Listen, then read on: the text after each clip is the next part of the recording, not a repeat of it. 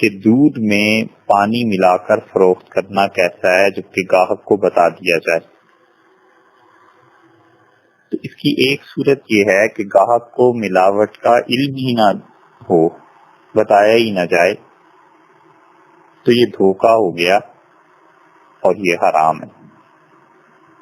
اور اس طرح سے جو پیسہ کمایا جاتا ہے دھوکہ دے کر، وہ بھی حرام ہے،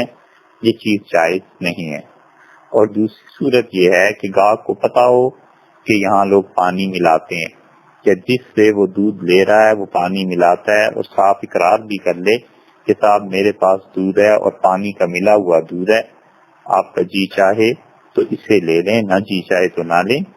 تو اس صورت میں اس دودھ کو فروخت کرنا بھی جائز ہے،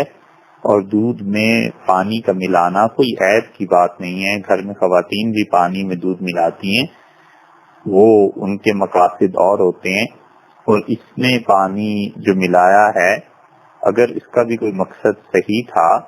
جیسے فیٹس کو کم کرنا، دودھ بہت گاڑھا تھا اس نے کم کر دیا، تو یہ بھی جائز ہے۔ اور اس کے علاوہ بھی جب اس نے ایک چیز بتا دی کہ آپ اسے عیب سمجھتے ہیں یا کچھ بھی سمجھتے ہیں، میں نے اس میں یہ پانی ملا دیا اور آپ اسے چاہیں تو خرید لیں، تو یہ اس کا بیچنا بھی جائز، اور اسی طرح اس کا